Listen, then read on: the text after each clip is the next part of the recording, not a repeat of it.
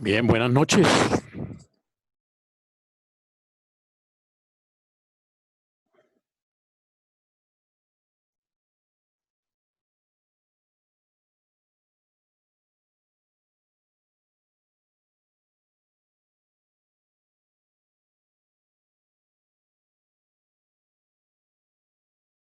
Bueno, Silvia, lo importante es que me oigas bien. Cualquier cosa que necesites, pues me escribes ahí por el chat, que yo estoy pendiente. Estoy preocupado porque no veo más compañeros en la red. Aquí llega otro. Eh, Vamos a esperar un minutico a ver si llega alguien más para no iniciar la clase pues con tan poco personal.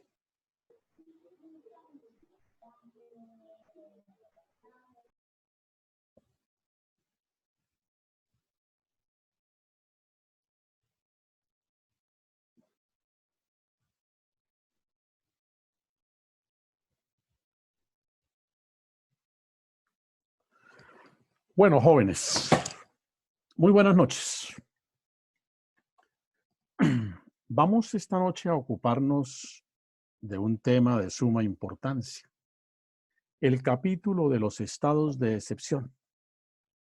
En las últimas clases nos hemos referido a las funciones del presidente de la República, particularmente al grupo de funciones que están compendiadas o comprendidas en el artículo 189 de la Constitución, que como ustedes ya lo saben, pues es el sumum de las funciones que como jefe de Estado, jefe de gobierno y suprema autoridad administrativa se predican o se afirman del presidente de la República. Si ustedes miran detenidamente o repasan nuevamente el artículo 189, numeral cuarto de la Constitución, van a encontrar, y lo advertimos en su momento, es una función que el presidente de la República cumple en su condición de jefe de gobierno. Encuentran allí que le corresponde a él conservar en todo el territorio el orden público y restablecerlo donde fuere turbado, es decir, donde se produzcan hechos que alteren el normal desenvolvimiento del orden público. Esa es una función esencial del presidente de la República. Pudiésemos decir que es casi la función primaria de quien tiene la investidura de jefe de gobierno, pues la de mantener el orden público. Parte de las consideraciones esenciales o fundamentales del presidente de la República es justamente el ejercicio de esa responsabilidad, que por lo demás tiene una característica y la hemos advertido en estos días en que hemos estado bajo la figura del estado de excepción prevista en el artículo 215 del estado de emergencia. Es que en materia de orden público hay una línea vertical de mando o de poder. El presidente de la República es el director del orden público. Los gobernadores en materia de orden público están sometidos a las disposiciones del presidente de la República y, por supuesto, los alcaldes están sometidos a las instrucciones o disposiciones de los gobernadores y del presidente de la República. Porque por virtud del artículo 313 de la Constitución, si mal no estamos, el presidente de la República, los gobernadores de departamentos, si bien son primeras autoridades administrativas en sus respectivas entidades territoriales, no es menos cierto que son agentes del presidente de la República en materia de orden público. Entonces el orden público tiene esa característica, ¿no? Una estructura de poder vertical, una estructura de poder vertical en la que las instrucciones de primer orden las da el presidente de la República y sobre sus indicaciones los gobernadores y los alcaldes deben trabajar, porque el orden público es uno solo. Sería muy grave que el orden público, es decir, sería conducir al caos total, a la sociedad, que el orden público pudiese ser dispuesto de manera indiferente, es decir, con absoluta autonomía por cada uno de los gobernadores o de los alcaldes. Un alcalde dispone una cosa, el otro dispone otra, el gobernador otra, el presidente otra, por supuesto que eso sería imposible manejar un problema de altas complicaciones como es el tema del orden público. Por eso la Constitución prevé que en eso sí hay una línea central de mando, una línea vertical de mando. Presidente, gobernadores, insisto, los gobernadores actúan como agentes del presidente de la República en materia de orden público, y los alcaldes son igualmente agentes de los gobernadores en materia de orden público. La expresión agentes, pues por supuesto, no es otra cosa distinta que eh, actuar con sujeción a lo que el superior les indique. Miren ustedes, por ejemplo, el artículo 303 de la Constitución. En cada uno de los departamentos habrá un gobernador que será jefe de la administración seccional y representante legal del departamento. Hasta ahí, en su condición de gobernante de una entidad que tiene autonomía administrativa. Pero advierte la norma, el gobernador será agente del presidente de la República para el mantenimiento del orden público y para la ejecución de la política económica general. O sea que en materia de orden público, el presidente de la República es, de conformidad con el numeral cuarto del artículo 189, el supremo director del orden público, es el jefe supremo del orden público, es quien tiene la responsabilidad de mantener el orden público y de restablecerlo cuando el orden se perturbe. Y para que ese cometido se pueda alcanzar, pues se establece que los gobernadores y los alcaldes están supeditados en materia de instrucciones de orden público al presidente de la República. Bien, esta ligera referencia para decir que los estados de excepción previstos en la Constitución Nacional son figuras relativas al orden público. Justamente están previstas en la Carta, en las normas que cito, para señalar que cuando se presenten determinadas eventualidades que son muy especiales, que perturban de una manera imprevista, intempestiva, de manera tal que no se pueda manejar o controlar la perturbación del orden público con los instrumentos jurídicos con que normalmente actúa el Estado, deba acudir a unos mecanismos extraordinarios. Se pueden decretar los estados de excepción para que el presidente se autohabilite y pueda tomar medidas con fuerza de ley que le permitan controlar los efectos del factor perturbador del orden público. Es justamente, repito, lo que estamos viendo por estos días a raíz del estado de emergencia que el presidente de la República decretó para poder contrarrestar los efectos adversos o negativos que la llamada pandemia puede provocar en la sociedad colombiana. Es a partir de ahí que él se autohabilita y se vuelve legislador y sus disposiciones son tanto como si fuesen leyes expedidas por el Congreso de la República. Ya veremos con más detalle algunas características de este orden. La figura de los estados de excepción, en esto quiero ser claro y necesitamos que ustedes tengan igualmente la misma claridad, porque la gente suele confundirse. La gente cree que los estados de excepción es que se acaba la Constitución y que el presidente se vuelve un dictador y que gobierna por encima de la Constitución, que no hay Constitución. No, de ninguna manera. Es tan constitucional la figura de los estados de excepción que la Constitución los reglamenta, los contempla, los prevé. Justamente, insisto nuevamente, en los artículos 212 a 215 ustedes encuentran las normativas atinentes al tema de los estados de excepción. Lo que pasa es que, insistimos, tratándose de unos factores muy especiales, de unas circunstancias muy especiales en materia de perturbación del orden público, pues es obvio que la Constitución prevea esas circunstancias y cree un régimen excepcional para que se pueda manejar el tema del orden público cuando con esas características se presente al interior de la sociedad.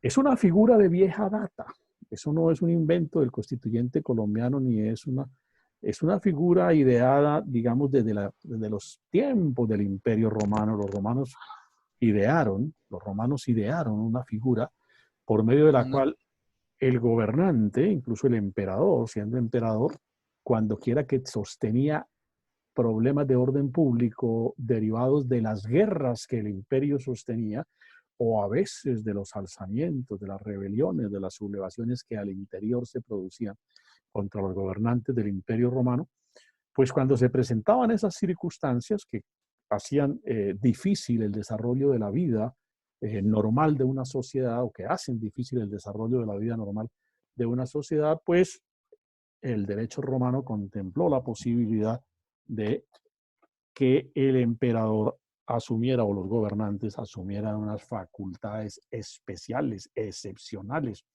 de manera tal que pudieran conjurar los efectos perturbatorios del orden en ese entonces. Pues una guerra habrá de entenderse que perturba cualquier actividad normal.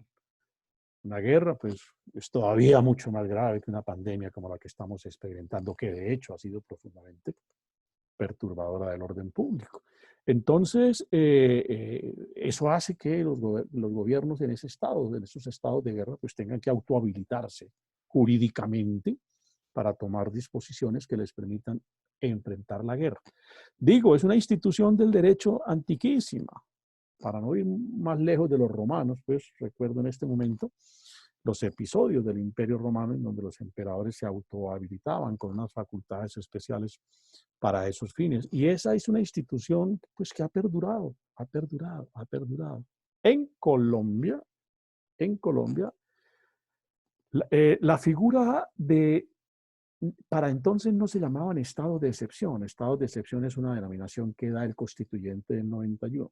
Para entonces, en el año de 1886, cuando se expide la carta de don Rafael Núñez, se contempló y se incluyó lo que entonces se llamaba el estado de sitio, la figura del estado de sitio que permitía en eventos de guerra o en eventos de conflicto interno que el presidente pudiese decretar el estado de sitio y a partir de su declaratoria poder obrar con poder legislativo tendiente, repito una vez más, a poder manejar esas situaciones que se derivan de la guerra o que se derivan de una sublevación o de una rebelión cuando tiene la pretensión de derrocar al gobierno. Y como en el siglo XIX, lo saben ustedes por su curso de historia constitucional, en el siglo XIX, si hubo alguna característica en la historia de Colombia, es la de los permanentes conflictos de carácter militar y político, sobre todo pues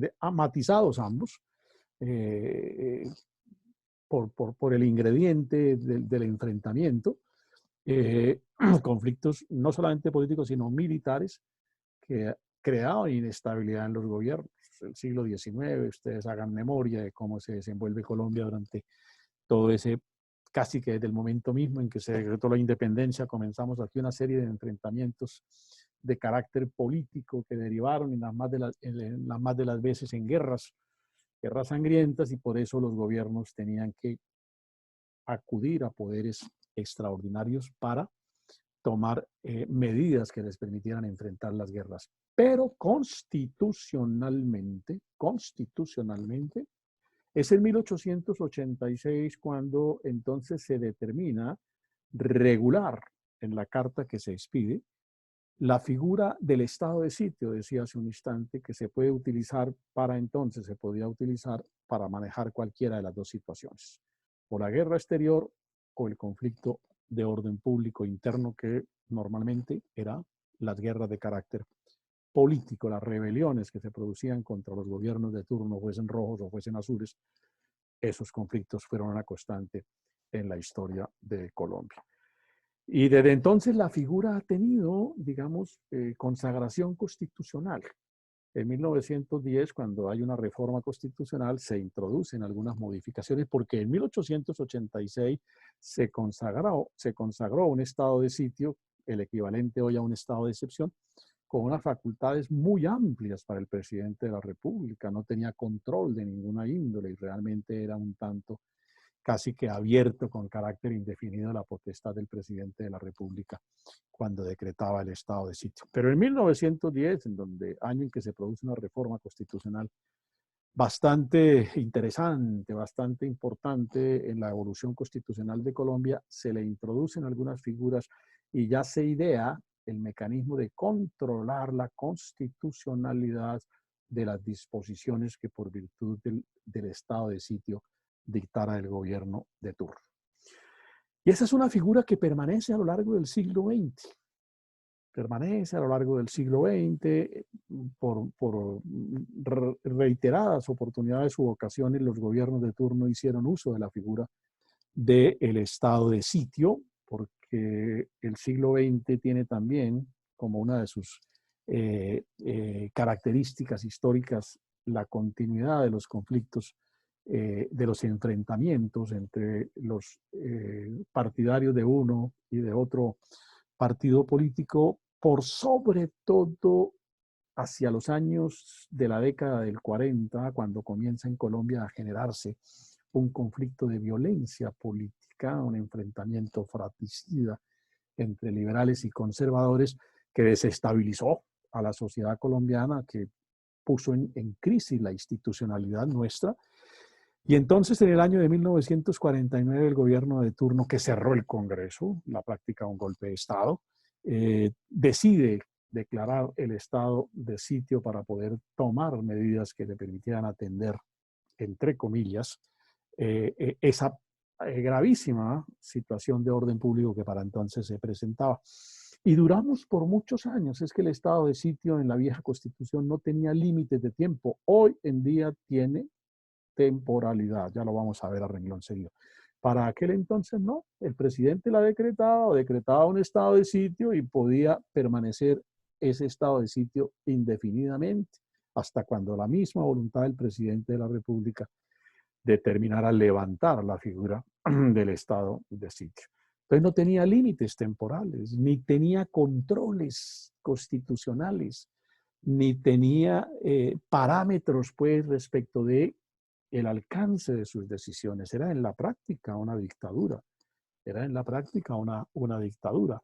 Y fue el instrumento al que acudió el gobierno para tratar de contrarrestar toda la violencia de la década del 50, los movimientos, pues la violencia política que se da después de la muerte de Gaitán, toda la violencia entre los grupos, entre los reductos políticos que se alzaron en armas contra el gobierno de turno, particularmente en los llanos orientales, bueno, y aquí por Santander también en algunas partes del departamento en general, en todo el país, lo que se conoce con el apelativo de las guerrillas liberales, pero también con el surgimiento de un fenómeno de violencia criminal, delincuencial, no política, que se da por sobre todo en el centro del país, en las zonas cafeteras, en el departamento del Tolima, de Huila, de Caquetá. Aquí en Santander también la padecimos. Esa violencia de los grupos bandoleros que azotó duramente al país, y por eso el gobierno, con fundamento en esos hechos que perturbaban la tranquilidad ciudadana del orden público, gobernó a sus anchas con la figura del estado de sitio, haciendo casi que en la realidad del Congreso un cuerpo invitado, porque el presidente podía legislar y limitaba en la generalidad de las veces la capacidad legislativa del Congreso de la República de aquellas épocas. Pues bien,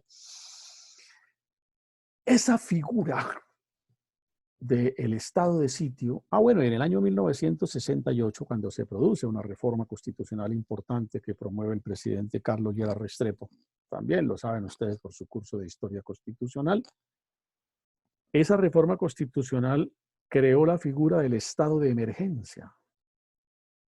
La figura del estado de emergencia en aquel entonces bajo el artículo número 122. El 121 era el estado de sitio y el 122 fue el estado de emergencia, a propósito de una propuesta que presentó al Congreso de la República el entonces senador, el doctor Alfonso López Miquels, y el Congreso, actuando como constituyente, decidió acoger esa iniciativa y consagró constitucionalmente la figura del estado de emergencia. Pero decía, cuando llegamos al año de 1991, en donde se expide esta carta que ustedes conocen suficientemente, la Asamblea Constituyente se ocupa con detalle del tema de la figura del estado de sitio y de la figura del estado de excepción. Y aborda, a partir de la experiencia histórica que había dejado en Colombia el manejo de los estados de excepción, que fue funesta, porque el presidente era en la práctica una especie de dictador, porque eso, en lugar de servir como un instrumento para contrarrestar la violencia, lo que hizo fue incentivarla. Porque las medidas un tanto desbordadas, altamente represivas, que dictaban los gobiernos de entonces, pues lo que generaba era una reacción en los sectores adversos y por sobre todo en los sectores políticos que decidieron levantarse en armas de manera tal que lo que provocó fue una reacción de carácter negativo. Por eso el constituyente del 91, cuando le llega la oportunidad en la Asamblea de analizar el capítulo correspondiente a lo que hoy llamamos los estados de excepción, analiza con particular detenimiento el tema. Y entonces le introduce unas profundas modificaciones, radicales modificaciones, y entre otras cosas, pues regula esos estados de perturbación de orden público con un poco más de técnica constitucional, los ordena, los sistematiza de una manera mucho más clara en la perspectiva de la teoría constitucional que como venía rigiendo en la vieja Constitución de 1886. Y entonces termina finalmente creando tres grandes figuras, tres grandes estados de excepción. Son justamente el estado de guerra exterior a que se refiere el artículo 212 de la Constitución, el artículo 213 que contiene el estado de conmoción interior y el artículo 215 que se ocupa de la figura de los estados de emergencia, uno de los cuales estamos actualmente padeciendo, pues entre comillas, en el mejor de los sentidos, valga decir, uno de los cuales implementó el señor presidente de la República hace ya aproximadamente un mes, con el objeto de poder, decíamos, y lo saben con suficiente conocimiento, para controlar esta crítica situación que se genera por la coyuntura de la pandemia que la sociedad universal en términos generales atraviesa. Entonces ahí contempló el constituyente esa previsión, ¿no? de reglamentar los distintos estados de excepción y de puntualizar los aspectos trascendentes de cada uno de ellos.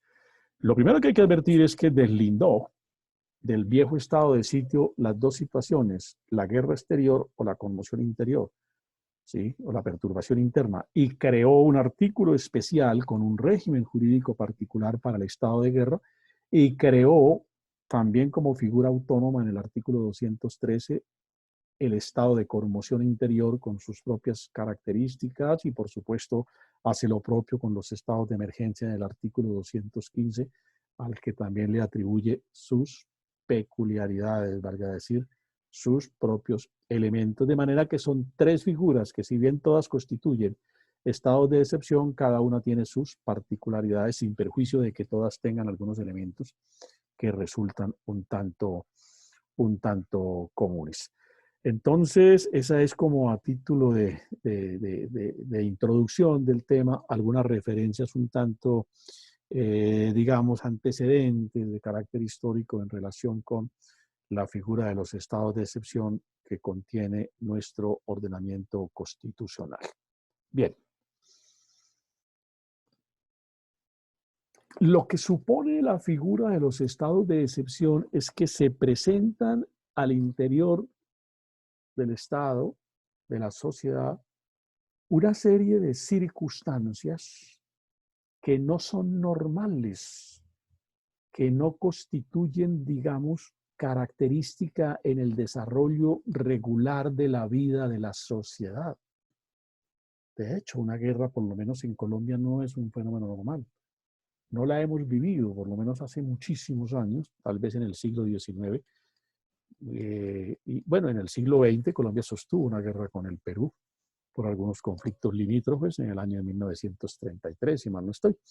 Pero fue una guerra que un año, y digamos de una focalización allá en la zona del Amazonas, básicamente, de manera que no cubrió el territorio nacional. No hemos vivido realmente una guerra hace muchísimos años, una guerra que cubra la generalidad del territorio, como fueron muchas de las contiendas bélicas del siglo XIX.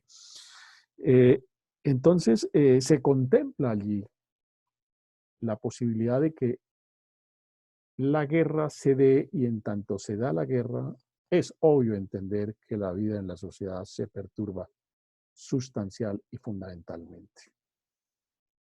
Una guerra, esa sí que no nos deja salir ni con pico y cédula, pues esa sí que no nos deja asomar la nariz a la ventana, esa sí que es absolutamente imposible, pues, pensar en vulnerar, a menos que se quiera suicidar, autosuicidar, pues que se exponerse a las balas del conflicto, qué sé yo, a los bombardeos, en fin, a las circunstancias del enfrentamiento militar. Por manera que esa es una situación realmente altamente perturbatoria del orden público.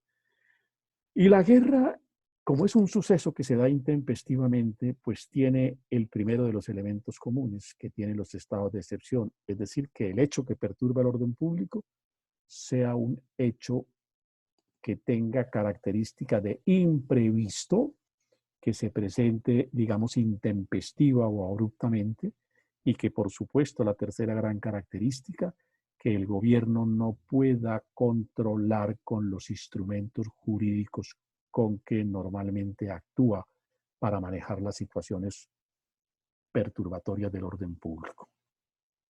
Manejar una guerra no la podemos hacer con el código de policía. Con el código de policía podemos aquí controlar un mitin de los estudiantes, qué sé yo, una pedrea de unos manifestantes, la quema de un bus de Metrolínea por parte, bueno, de algunos sectores ahí de desadaptados. Podemos ahí tratar de capturar a unos encapuchados, manejarlos, procesarlos.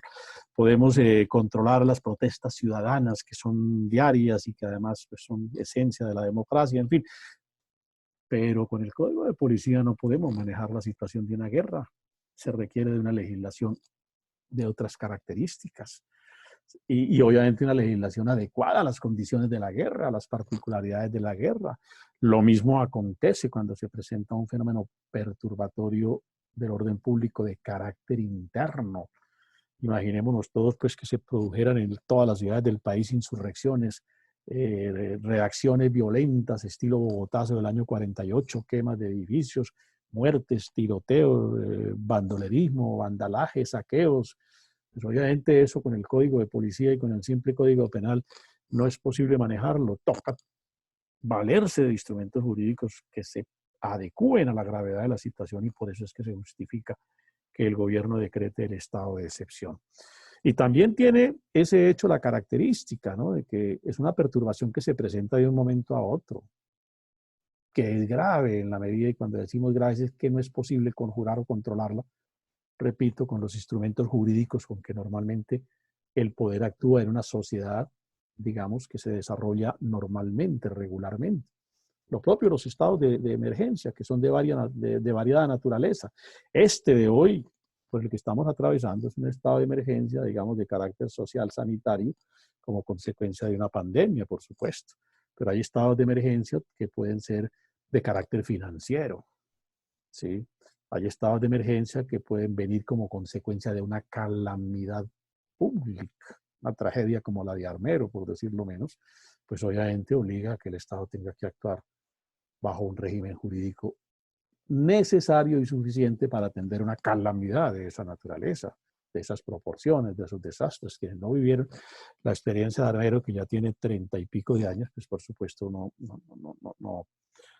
no conocieron ese momento, pero tienen información más que suficiente de qué fue lo que aconteció y de la magnitud de un suceso de esa naturaleza que quiera Dios jamás vuelva a suceder ni aquí ni en ninguna parte del mundo. Entonces, la característica que tienen todos los hechos que provocan los estados de excepción son de esa naturaleza. Hechos que se producen intempestivamente, hechos que de alguna forma no se pueden prever, porque lo que es intempestivo es justamente lo que no es previsible, ¿no? ¿Quién puede predecir un terremoto? Nadie.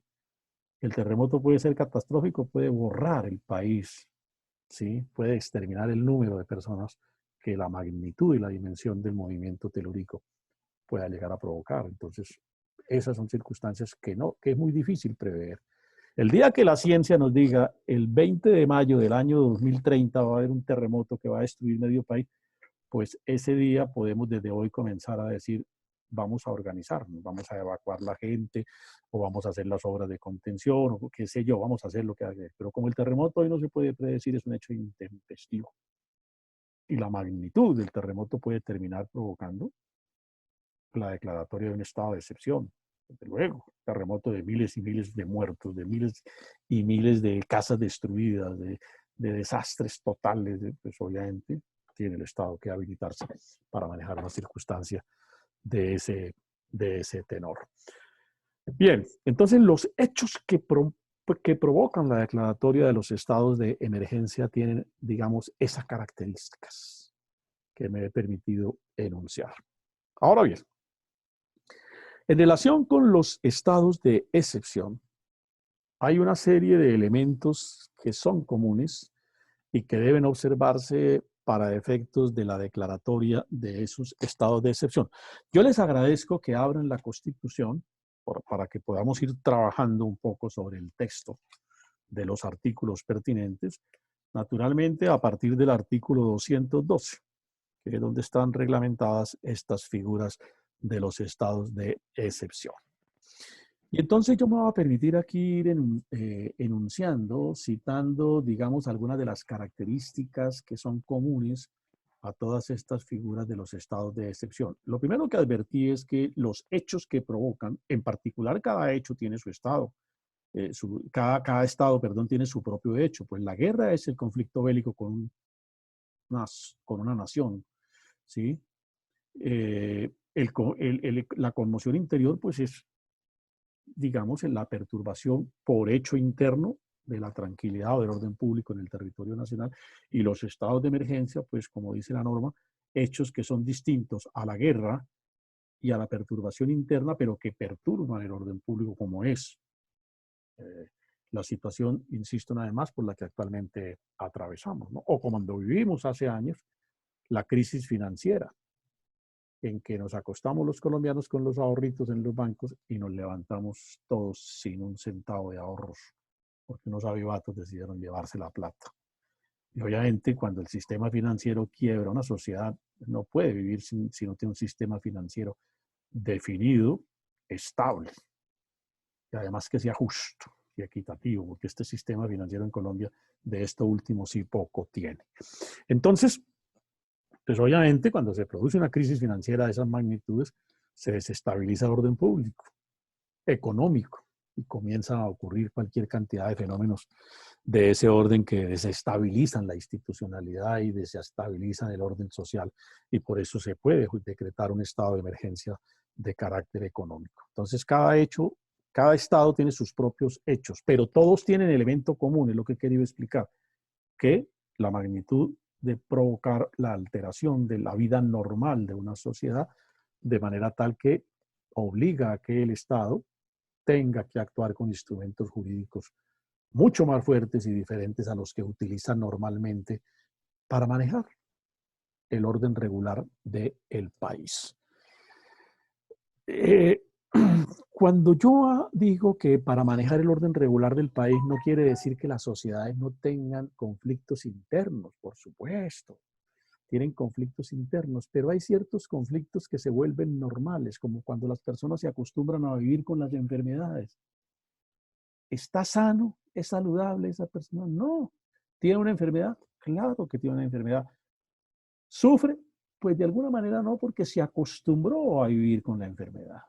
Eso es lo que pasa, por ejemplo, con los estados de excepción, particularmente con el estado de perturbación del orden público interno. ¿Hay conflictos de orden público? Claro, pero son conflictos de orden público que primero son de vieja data o segundo que son estructurales. ¿La pobreza perturba el orden público? Naturalmente, por supuesto, pero la pobreza es un problema estructural de la sociedad, no es un problema que surja intempestivamente. No fue que de la noche a la mañana amanecimos pobres, no, es un problema estructural de la sociedad. Por eso no se puede decretar un estado de emergencia o un estado de excepción mejor para acabar con la pobreza, no, porque la pobreza si bien existe y si bien es un elemento inequitativo y si bien perturba, digamos, la paz social y no permite las condiciones de vida digna de mucha gente, es un hecho estructural, es un hecho estructural.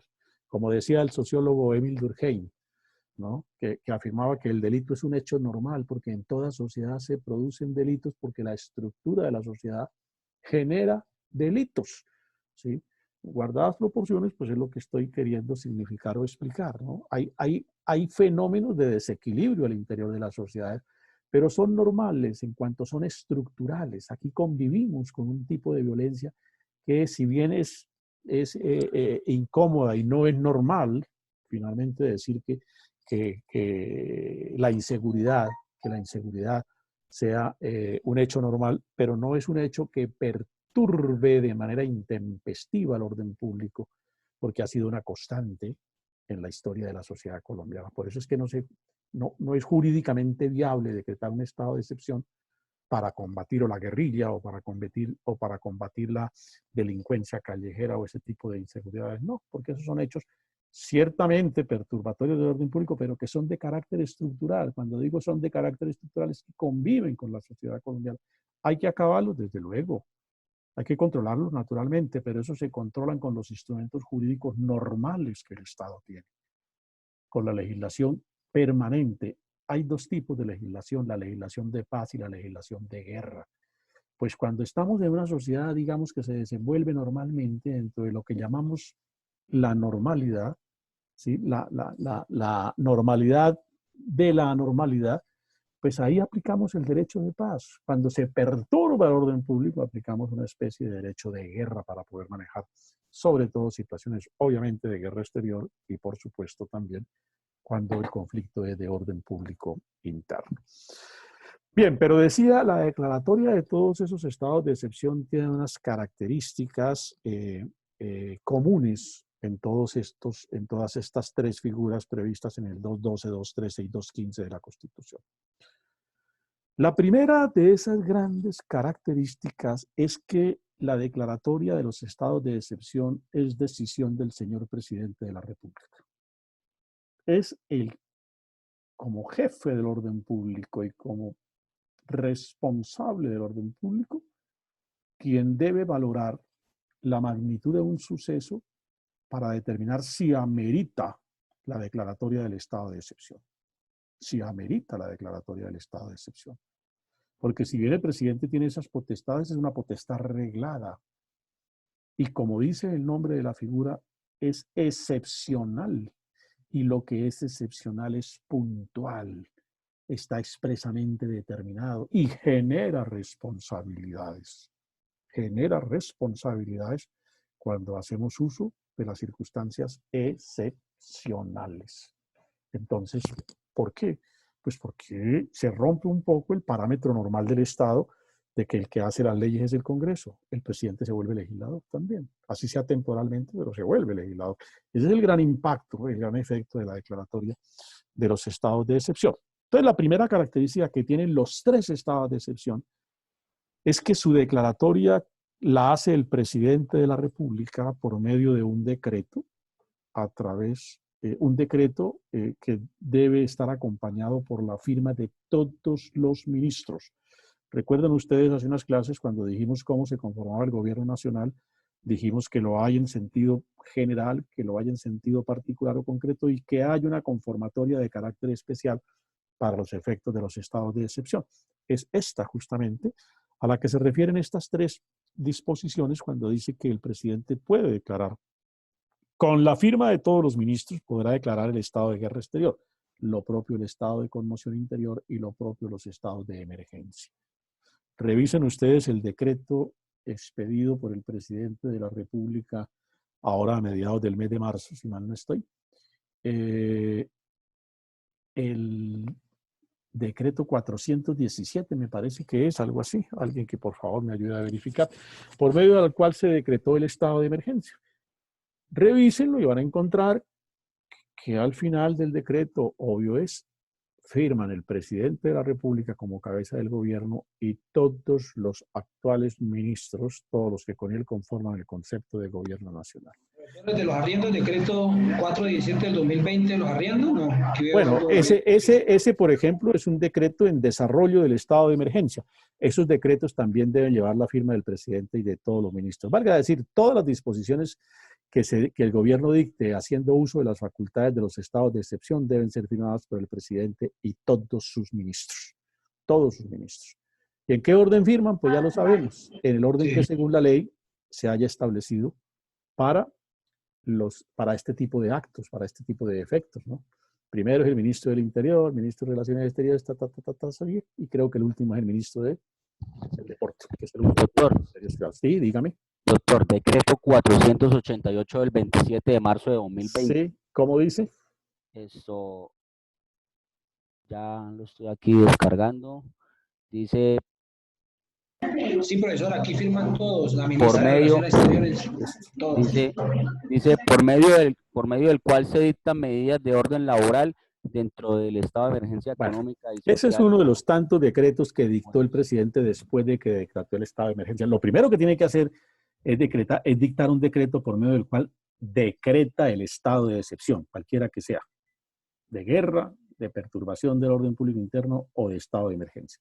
Y luego, con fundamento en ese decreto, que es como una especie de matriz, dicta todos los demás decretos. Entonces dicta reformas laborales, dicta medidas económicas, dicta medidas policivas, dicta medidas como la de decir los ciudadanos no pueden salir a la calle, el que salga será sancionado con tanto, el que salga será puesto preso, todas esas medidas que ustedes están conociendo. Esa las dicta. El primero que dictó, doctor, fue el 417, donde declaró el estado de excepción. Ese es el que yo decía, ¿sí? Ese decreto, la parte resolutiva, como dice, decreta. La parte, pues declare, sí. Espere que no lo tengo, espere, miro como decreto.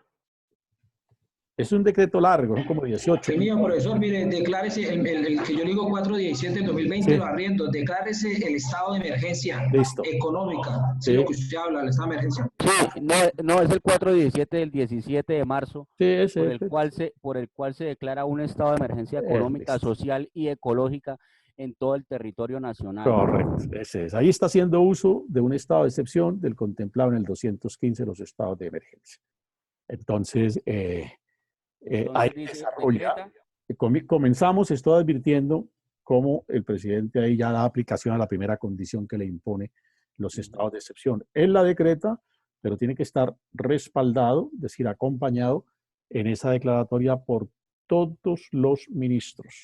Decía hace un instante, recordándolo de una vieja clase, para los efectos de los estados de excepción, el gobierno se constituye por el presidente y todos los ministros, quienes firman en el orden de procedencia que la ley establece, que ustedes ya la conocen perfectamente. Entonces, esa es la primera característica que tienen los estados de excepción, que su declaratoria la hace el presidente acompañado con la firma de todos los ministros. Los 3 estados de excepción exigen ese requisito o esa condición. El segundo de los requisitos es el que alude a que los decretos que en desarrollo del estado de emergencia, es decir, el primero que dictó fue el 417, por medio del cual impuso el estado de emergencia, ¿cierto? De ahí en adelante el presidente ha venido dictando cualquier cantidad de decretos, todos referidos, por supuesto, tienen como matriz el decreto por el cual decretó el estado, ¿sí? Por el cual impuso el estado de excepción. Entonces, la segunda característica, decimos, que tienen esos decretos de estado de excepción es que todos los decretos que en desarrollo del estado de excepción que se haya impuesto por el presidente de la República deben referirse, ojo con esto, que esto es sustancial y fundamental para efectos del control constitucional, solamente pueden referirse todos esos decretos a materias que tengan relación directa y específica con las circunstancias que dieron lugar a la declaratoria del estado de excepción. Valga decirlo en términos más coloquiales, entre los decretos que desarrollan el estado de excepción y el que impuso el estado de excepción o el que decretó el estado de excepción, debe haber una conexidad, debe haber yo digo, un vínculo, un cordón umbilical, valga decir, que los decretos posteriores necesariamente deben estar conectados con las razones por las cuales el presidente decretó el estado de excepción. A eso me refiero cuando digo que los decretos legislativos que desarrollan los estados de excepción deben tener relación directa y específica con las circunstancias que adujo el presidente como factores perturbadores del orden público. porque es un estado de excepción, y lo decía hace un instante, si bien habilita al presidente, debe ejercerlo de una manera muy puntual y muy reglada. El estado de excepción se debe a que se presentó un factor perturbador del orden público. Luego, las atribuciones que el presidente con fuerza legislativa adquiere son para conjurar y manejar la situación de orden público, no para otro tipo de disposiciones o medidas. El presidente no se vuelve legislador universal, se vuelve legislador únicamente para el manejo puntual de esa situación. Por eso es que dicta decretos para manejar el problema económico que se presenta durante la perturbación, para manejar los problemas laborales, para regular las libertades de los ciudadanos en relación con el estado de excepción, ¿sí? En fin, todas las medidas deben estar necesariamente vinculadas a los factores, a los factores que motivaron la declaratoria de ese estado de perturbación. No otra cosa es lo que dicen los artículos. Aquí hago uso del 212. El presidente de la República, con la firma de todos los ministros, podrá declarar el estado de guerra exterior. Mediante tal declaración, el gobierno tendrá las facultades estrictamente necesarias para repeler la agresión, defender la soberanía, atender los requerimientos de la guerra y procurar el restablecimiento de la normalidad. Y por supuesto, lo propio dice para el artículo 213. ¿Sí? El presidente de la República, con todo, mediante tal declaración, el gobierno tendrá las facultades estrictamente necesarias para conjurar las causas de la perturbación e impedir la extensión de sus efectos. Y lo propio habla en el artículo 215, ¿sí? El presidente puede dictar decretos con fuerza de ley destinados exclusivamente a conjurar la crisis y a impedir la extensión de sus efectos. Por manera que la segunda gran característica de los decretos que el presidente dicta por virtud de los estados de excepción es la conexidad que debe haber entre los decretos que desarrollan el estado de excepción y el decreto por el cual se declaró el estado de excepción, que es el decreto matriz. ¿Sí? Es el decreto matriz. ¿Por qué matriz? Porque en ese decreto, léanse el decreto 417. Léanselo, por favor. Léanselo, y cuando les digo por favor, aquí sí, como decía mi abuela, yo sé por qué se lo digo. Léanse con detalle el decreto 417. Vamos a aterrizar un poco los temas constitucionales, y cuando digo aterrizar es verlos con un sentido más real y práctico, y les anticipo, uno de los puntos de la evaluación final es un análisis del decreto por el cual el presidente de la República decretó el estado de emergencia. Pero les digo, leámoslo con cuidado, porque sé que de ese ejercicio les va a quedar a ustedes un provecho en materia de conocimiento de los estados de excepción, digamos, bastante útil. Entonces, por eso, léanse ese decreto. Entonces, en ese decreto, que es extenso, decía yo, tiene como 17, 18, 20 hojas, en fin, ahí hay una exposición motivada suficiente. Es que no es que el presidente invente, me parece que se va a perturbar el orden público, no, es que me dijeron que por ahí, no. Tienen que ser hechos reales, pero además hechos de una característica tal que, como anotaba hace un instante, no sea posible manejar con los instrumentos jurídicos que normalmente dispone el Estado. Y entonces, por eso el decreto es extenso, porque la motivación tiene que ser suficiente, porque si no hay una motivación suficiente, la Corte le tumba el decreto, porque la Corte analiza si de verdad toda esa argumentación que el presidente ha presentado o aducido o ha consignado en el decreto, si en realidad todos esos hechos son perturbatorios del orden público. Eso es un examen que la Corte está a punto de decidir por estos días. Debe hacer un pronunciamiento definitivo de la constitucionalidad de ese decreto.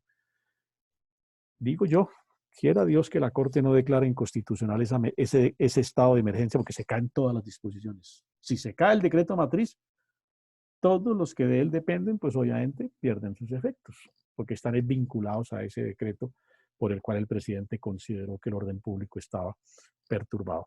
Entonces, debe haber esa conexidad que la impone para los tres estados de excepción, ¿sí?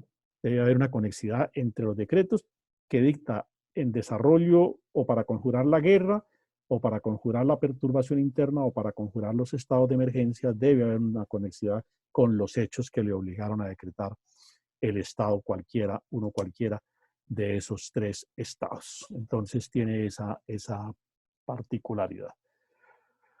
Insisto, en consecuencia, es un decreto motivado. motivado y motivado suficientemente.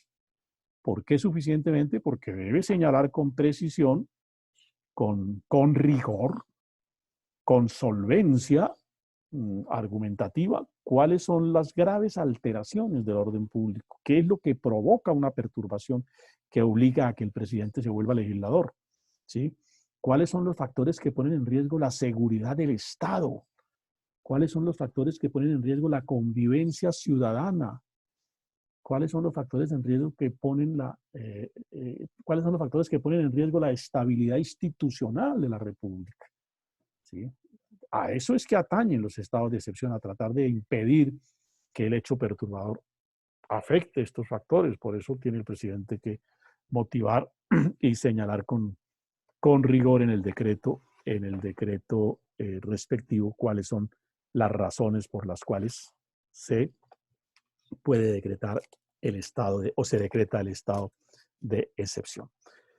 Aquí quiero en este punto llamar la atención respecto de dos aspectos que son importantes en los estados de excepción. El primero es que tengan en cuenta esto, porque lo vamos a ver una vez acabemos el tema de los estados de excepción. Todos los decretos que el presidente de la República dicta cuando hace uso de un estado de excepción, ya sea el decreto por el cual declaró el estado de excepción, en este caso me dice el compañero el 417, y todos los que en adelante ha dictado con fundamento en ese estado de excepción, todos esos decretos se llaman técnicamente, constitucionalmente, decretos legislativos. Decretos legislativos. Grábense esa expresión y es importante tenerlo en cuenta en el capítulo siguiente, cuando hablemos de los distintos tipos de decretos. Ejemplo, el primero fue el 417, ¿no? En conexidad con lo que usted habla, el 482 donde declara la emergencia sanitaria. Correcto. ¿Ya son decretos legislativos, como usted lo llama? Todos son decretos legislativos. El primer decreto, es decir, aquel decreto por el cual el presidente dijo, aquí hay un factor que nos perturba el orden público en consecuencia del decreto del estado de emergencia, ese ya es un decreto legislativo. Y todos los que dicta para regular, para controlar el estado de emergencia, pues son también decretos de naturaleza legislativa. ¿Por qué son legislativos? Porque son decretos que tienen fuerza de ley, es decir, que puestos en la pirámide de Kelsen, están en el mismo peldaño que una ley expedida por el Congreso de la República. Ah, ok, sin tener que ser emanada del Congreso. Sin tener que ser emanada. Okay. La característica del estado de excepción es que como quiera que los hechos que lo perturban se presentan intempestivamente, el gobierno tiene que actuar para conjurar el hecho perturbador del orden público. Por eso la Constitución, permítame, sería mal llamarlos decretos presidenciales. No, pues los decretos en su generalidad son todos presidenciales, pero es que este es un tipo de decretos especiales, ¿no? Que se llaman decretos legislativos por la característica que le estoy explicando, porque son decretos que puestos en la pirámide de Kelsen, valga decirlos comparativamente, tienen la misma fuerza de ley que una ley expedida por el Congreso de la República. Por eso se llaman decretos legislativos. Pero hay varios tipos de decretos que tienen fuerza de ley. Este es uno de ellos, ¿no? Los llamados decretos legislativos, porque hay otros decretos que también tienen fuerza de ley, que veremos en el tema siguiente. Pero por eso les advierto, desde ahora vayan haciendo claridad en el por qué son decretos legislativos. Lo segundo es que para este tipo de decretos se ha diseñado un sistema de control constitucional especial. Un sistema de control constitucional que en teoría se denomina control automático. Algunos le dicen control oficioso, pero la apropiación más adecuada es la de control automático. ¿Por qué control automático? Porque aquí recaba un poco en la dimensión del estado de excepción. El presidente se vuelve legislador de un momento a otro. ¿Quién lo volvió legislador? Él mismo. Porque él dice, para manejar esta situación me voy a otorgar facultades legislativas y comienza a dictar disposiciones con fuerza de ley. ¿Es constitucional la medida? Sí, pero es excepcional. Y en tanto es excepcional, se requiere que haya unos controles constitucionales muy rigurosos y muy ágiles para impedir que el presidente pueda cometer abusos. Para impedir que el presidente pueda cometer abusos. porque a veces los presidentes fundados en las facultades de los estados de excepción les da por dictar lo que a bien tengan, o dictan medidas que no tienen nada que ver con el estado de emergencia. Si hoy el presidente dijera, por medio del decreto tal, en desarrollo del estado de emergencia sanitaria o económica o social que he declarado, dispongo crear el departamento del Chicamocha, o dispongo modificar la ley 100, o dispongo, es decir, reformar el código tributario, disposiciones que en principio no tienen relación con el hecho perturbador del orden público, pues por supuesto que son inconstitucionales. Para eso es que se crea por el constituyente un control automático de sus disposiciones, un control constitucional, para que la Corte inmediatamente entre a actuar. La Corte inmediatamente entra a actuar. ¿Sí? La Corte en este momento, por razón de la pandemia, pues no está funcionando normalmente, pero para los efectos del control constitucional sí está trabajando, control constitucional de estos decretos. Porque se trata de que en un estado excepcional, usted sabe que cuando a uno le dan la mano a veces termina cogiendo el codo, y eso es lo que aquí quiere preverse, que se le permite al presidente ser legislador, pero que no vaya a abusar. Vaya a abusar en un doble sentido. Primero, dictando disposiciones que nada tienen que ver con los estados de excepción. Segundo, o que abuse. Un presidente como que llegara a decir en gracia de discusión, yo decreto la pandemia y todo ciudadano que salga a la calle ordeno dispararle y matarlo. ¿Sí? Sí, la medida puede tener relación con la pandemia, pero la medida vulnera los derechos fundamentales y entonces se trata de que justamente se controle el accionar del poder en relación con temas que aún en estado de excepción le es absolutamente imposible desconocer al presidente de la República. Entonces, tiene esa característica. Y la Corte hace un control constitucional del que nos ocuparemos también de manera rápida ahora un poquito más adelante. El tercer elemento que es común a todos los decretos de los estados de excepción es que durante el funcionamiento de los estados de excepción, valga decir, durante el término en el cual rige el estado de excepción, las otras ramas del poder público continúan funcionando normalmente. Valga decir, no se afecta el funcionamiento del Congreso de la República. De hecho, está reunido. Así esté trabajando virtualmente, está reunido. ¿Sí? Y la rama judicial sigue trabajando normalmente. Y esto lo consagra de manera expresa el Constituyente del 91 para evitar situaciones extremas que se presentaban en el pasado, en el que se creía que el presidente podía, por virtud de los estados de excepción de las potestades que adquiría, cerrar el Congreso o impedir su normal funcionamiento o impedir el normal funcionamiento cuando no cerrar el funcionamiento de los órganos judiciales. Eso está perfectamente claro, que aún en los estados de excepción las otras ramas del poder público continúan funcionando normalmente, lo cual quiere decir que no puede afectar su funcionamiento ningún decreto de carácter legislativo dictado con fundamento en uno cualquiera de los estados de excepción. La cuarta característica común a todos los estados de excepción, ustedes las encuentran, esto que estoy enumerando los encuentran, son elementos que encuentran en los tres estados de excepción, en el 212, 213 y 215. La cuarta característica es que tan pronto como haya cesado el hecho perturbador del orden público, haya cesado el orden perturbador del orden público, el estado de excepción debe levantarse, es decir, debe darse por terminado. Tan pronto como haya cesado el factor perturbador del orden público. O, la segunda hipótesis, tan pronto como se agote el término por el cual el presidente de la República decretó el estado de excepción, debe proceder a levantarse. Los estados de excepción tienen una característica. Tienen la característica de la temporalidad, es decir, no son indefinidos. Este era el problema de la vieja Constitución, que no les ponía límite en el tiempo. Por eso los presidentes gobernaron desde 1949 prácticamente hasta 1987-88.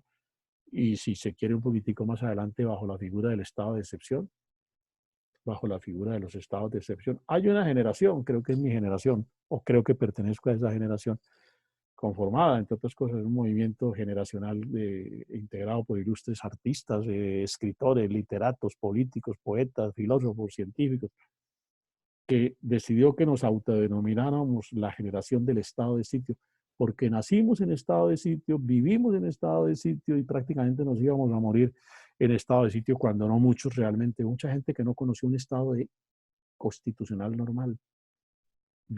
Nació, vivió y murió siempre bajo el estado de excepción, porque lo que anoto, los gobiernos abusaron, hicieron uso indistinto e indefinido de estas facultades y era de democracia poco se tenía realmente. Por eso fue que cuando el constituyente del 91 abordó el tema, dijo, tenemos que modificar esto, porque la figura del viejo estado de sitio está más que desgastada, está más que desprestigiada. Algunos alcanzaron de pronto a conocer disposiciones como la de determinar que los civiles podían ser juzgados por los militares. Y eso se prestó, sin hablar mal de la justicia penal militar, se prestó para una serie de abusos, para una serie de manejos indebidos, para una serie de justicias injustas, si se permite la construcción del término. La justicia militar está hecha por naturaleza y en eso es atinada y acertada para juzgar a los integrantes de las fuerzas militares por los delitos que cometan en el servicio activo. Pero se acudía al mecanismo de entregarle a la jurisdicción penal militar el juzgamiento de los civiles que eran sorprendidos enfrentándose al Estado, es decir, los capturaban los guerrilleros que luchaban contra el ejército y el mismo ejército los juzgaba. Pues por supuesto ahí no había ningún principio de equidad en materia de justicia. Abusos de esa naturaleza, ¿sí? Abusos de otro orden, las prácticas de tortura, las prácticas de obtención de testimonios, pues bajo prácticas por fortuna hay que reconocerlo. Si no hemos llegado al estado de perfección, por fortuna depuradas en buen y en altísimo porcentaje hoy en día, ya en las fuerzas militares. Las fuerzas militares asimiló el tema de los derechos humanos y ha venido trabajando. ¿Tiene errores, tiene imperfecciones? Pues por supuesto, es un cuerpo integrado por humanos y no puede ser perfecto, pero que ha mejorado en relación con lo que era hace 30 años, no hay de ello ninguna duda. Entonces, todo ese tipo de abusos fue lo que se quiso controlar, ¿no?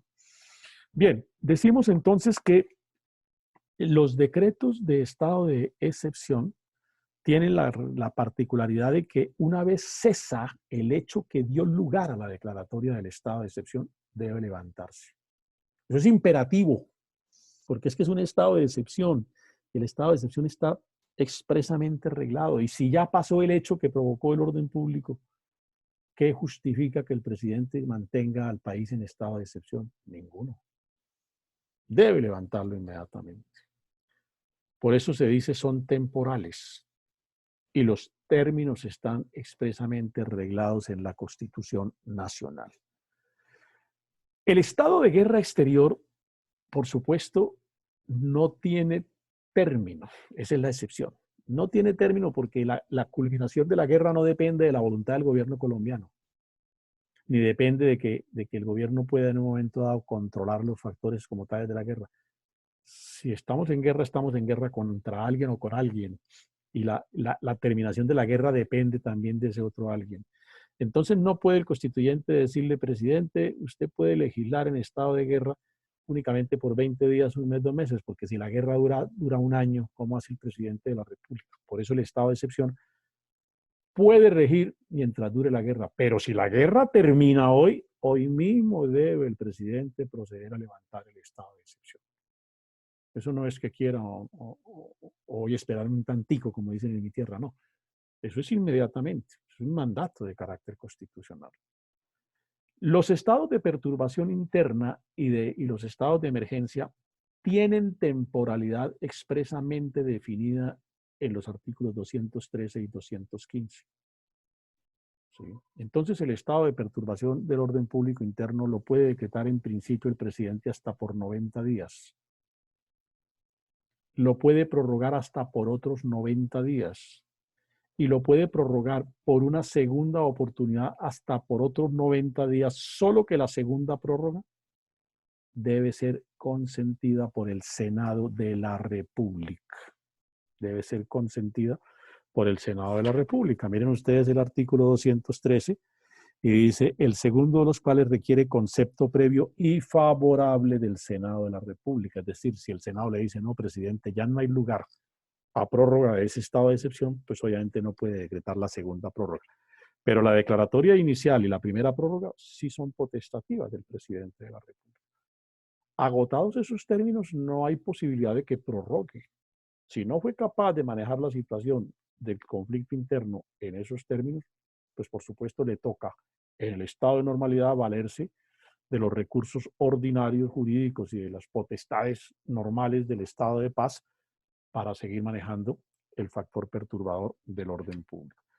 Y los estados de emergencia del 215 pues también son temporales, ¿no? Y le permite la Constitución al presidente, creo que está por vencerse en estos días, no sé, de hoy a mañana, algo así, el término que la Constitución le permite para declarar el estado de emergencia, que es hasta por 30 días, ¿sí?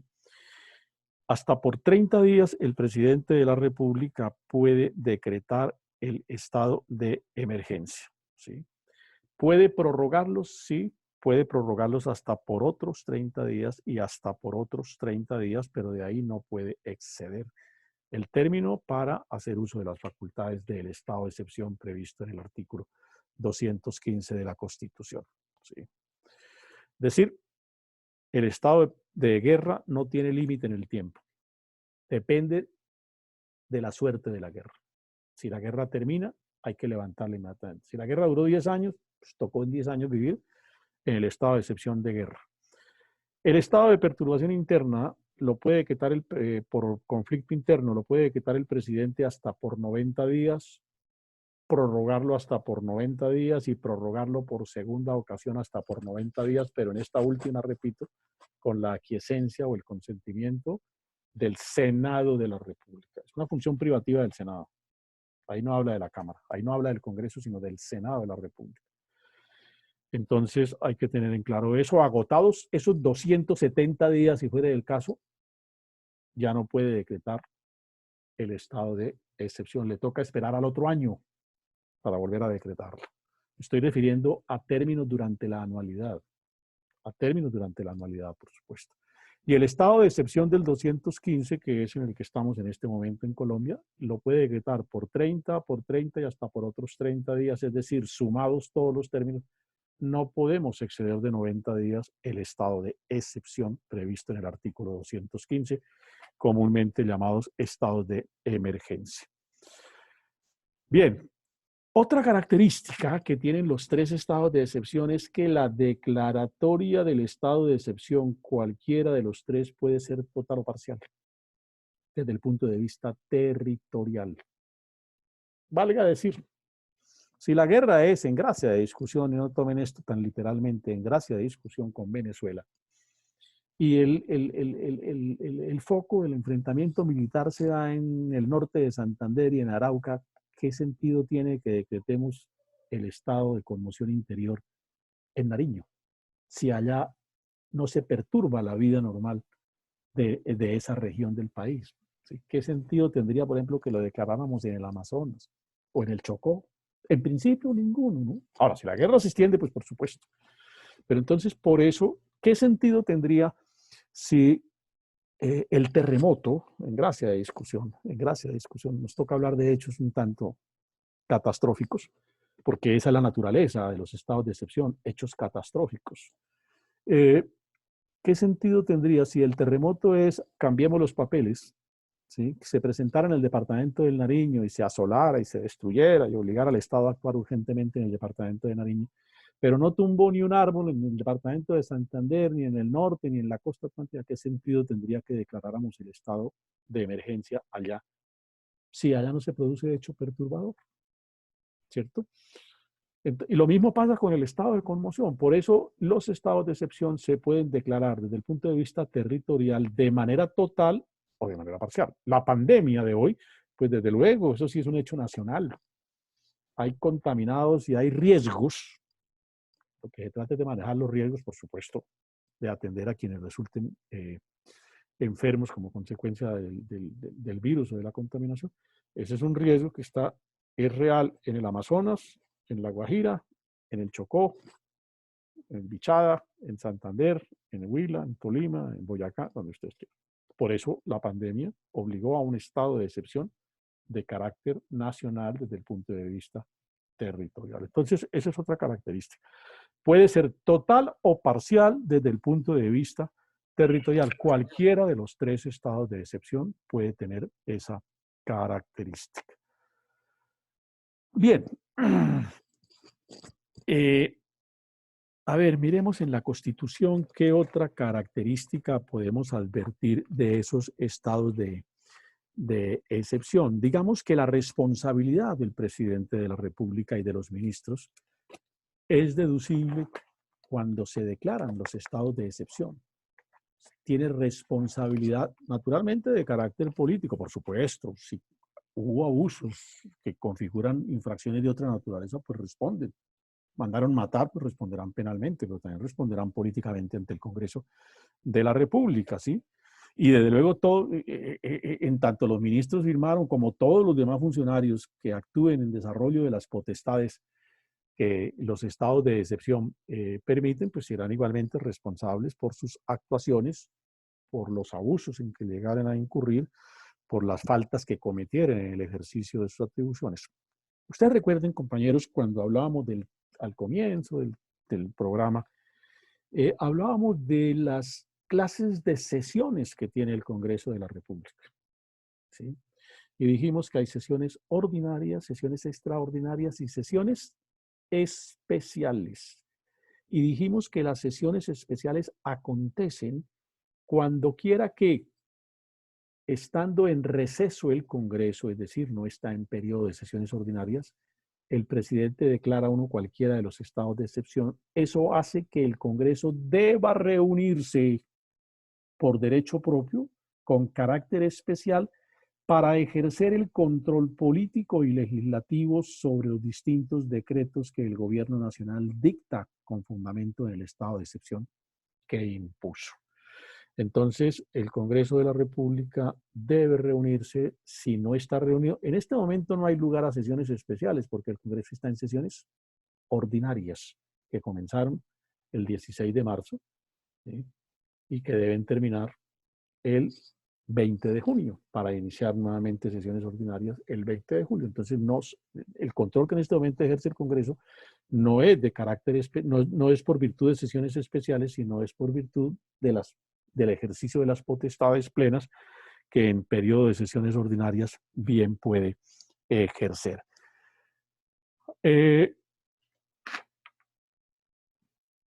¿Qué más podríamos tener? Bueno, ya hablamos de la característica del control de constitucionalidad que tienen esos decretos legislativos, todos los decretos legislativos, que son todos los decretos que se expiden con fundamento en los estados de excepción, al tenor de la norma constitucional, están sometidos a un control automático.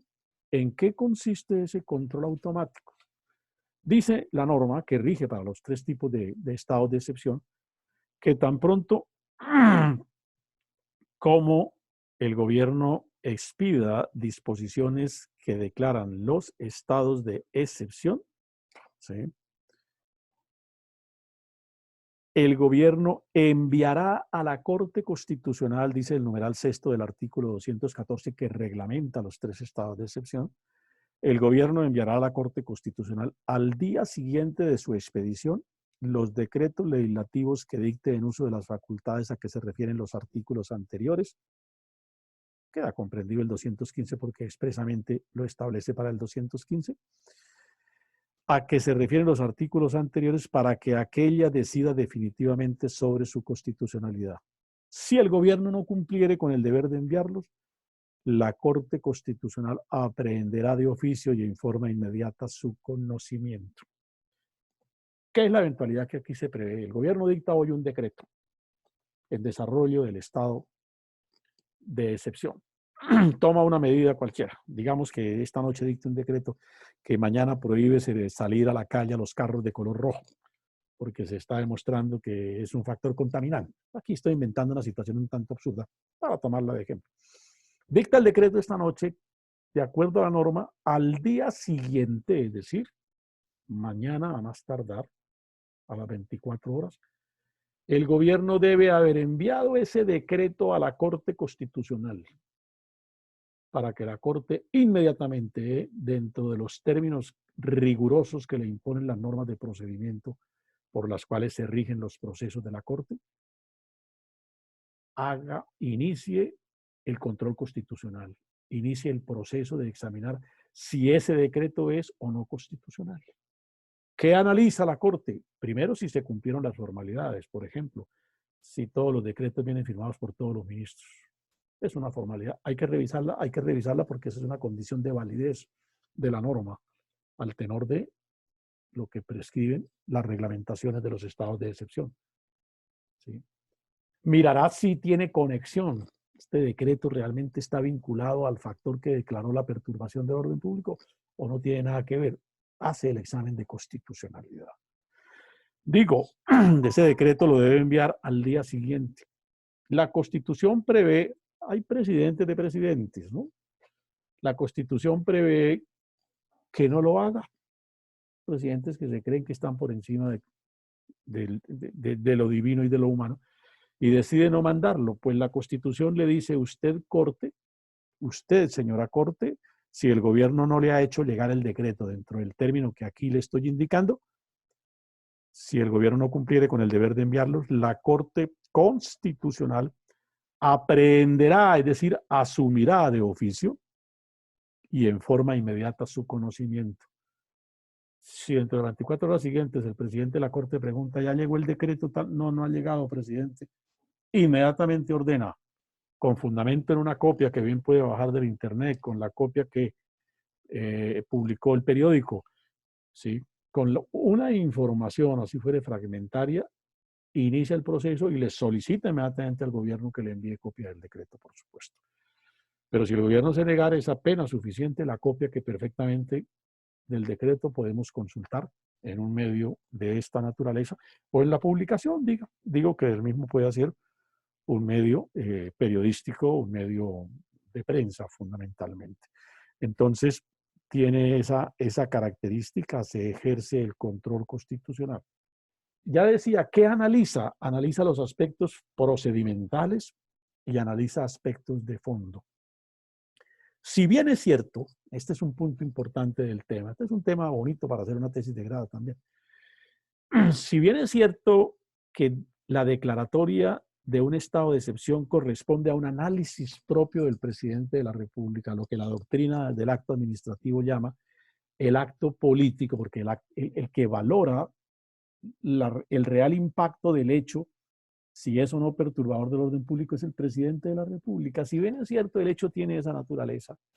No es menos cierto, ha dicho la jurisprudencia de la Corte Constitucional, que nosotros debemos examinar si esa decisión del presidente de la República realmente amerita la declaración del estado de excepción, porque si no lo hacemos podría configurarse un abuso del presidente de la República y entonces nos quedaríamos simplemente en la función de mirar si todos los ministros firmaron o no, y ese no puede ser el único papel de la Corte Constitucional. La Corte tiene que examinar cualitativamente, sustantivamente, si de verdad el hecho perturbador del orden público que aduce el presidente tiene esa magnitud, tiene esa dimensión. ¿Sí? Tiene esa dimensión. Entonces, no podría decir el presidente de la República que porque se intoxicaron 10 niños en la escuela rural del municipio de Barichara, hay que declarar el estado de emergencia, porque ese hecho no puede tener un impacto al que tiene por sus propias características una pandemia de esta naturaleza.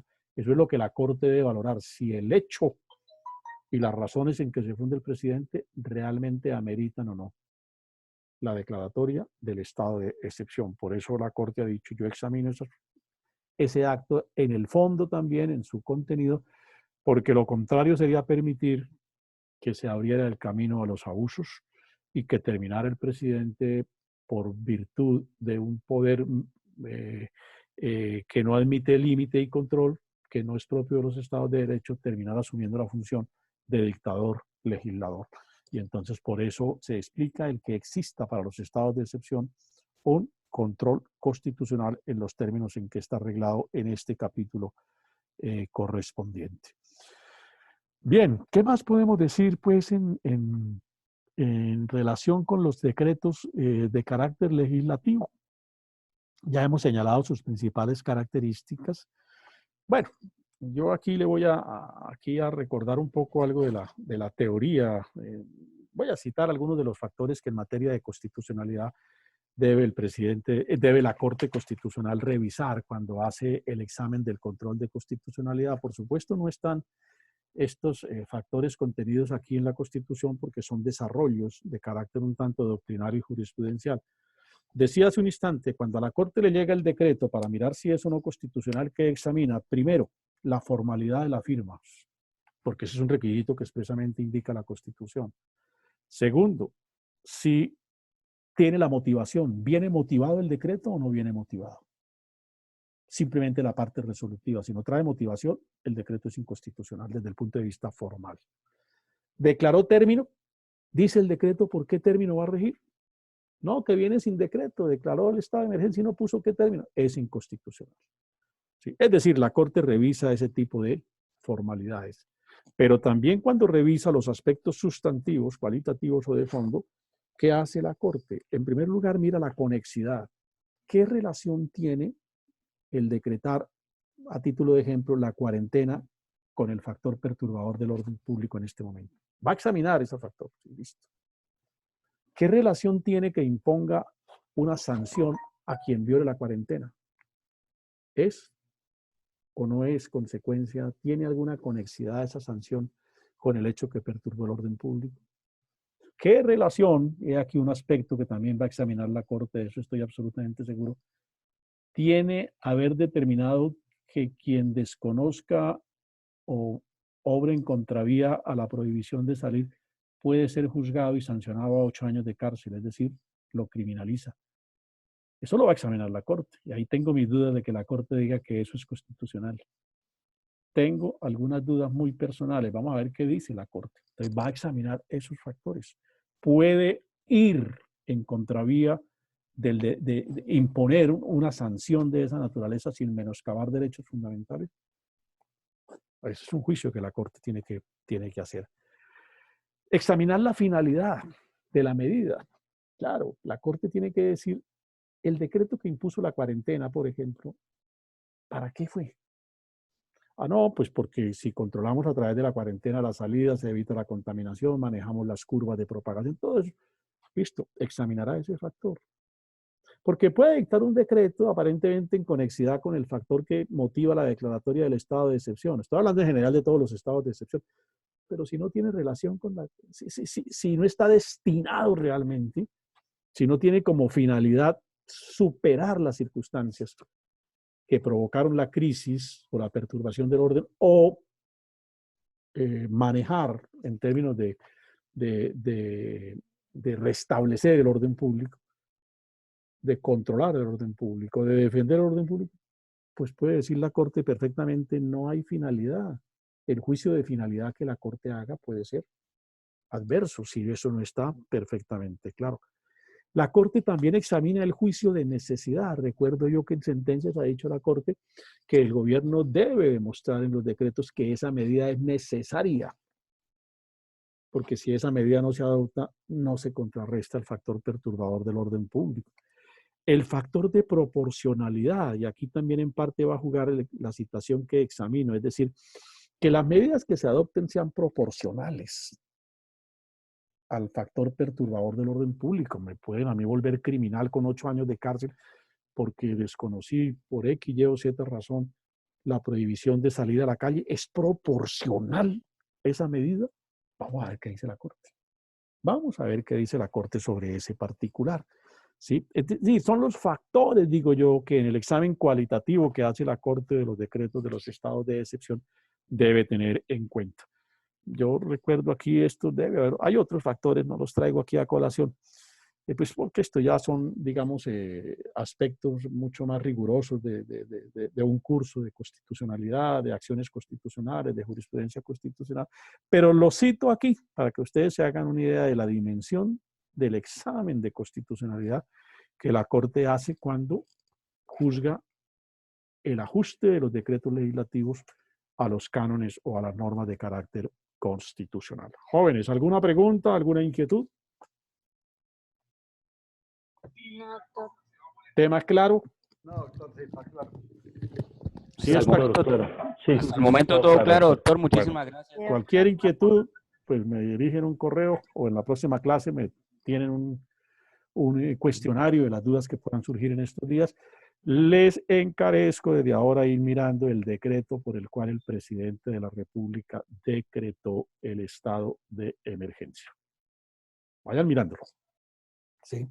Porque sobre eso Mirar vamos que a... la razón por la que dictó el decreto. Es decir, se trata de hacer un examen de toda esta carreta que yo he echado esta noche en relación con los requisitos de los estados de excepción. Ustedes tienen que encontrarlos en el decreto que el presidente de la República dictó para declarar el estado de emergencia que actualmente nos rige. Es un ejercicio que lo va a hacer y que tiene constituye factor de nota de la evaluación final del tercer corte, forma parte de la evaluación del tercer corte. Lo anticipo, pues porque no puedo el día del examen llegar y decirles, léanse ese decreto, pero sí tienen que llegar suficientemente informados en relación con el contenido de ese decreto. ¿Listos? Listo, doctor. Bueno, jóvenes, les agradezco mucho su presencia, su interés. Gracias. Y nos veremos nuevamente dentro de 8 días. Tema de la próxima clase, tipos de decretos que dicta el presidente de la República. Buenas noches, doctor. Gracias. Que dicta el presidente de la República. Bueno, les agradezco mucho. De nuevo, muy buena noche para todos y que descansen. Chao, doctor. Buenas noches. Muchísimas gracias. Adiós, adiós.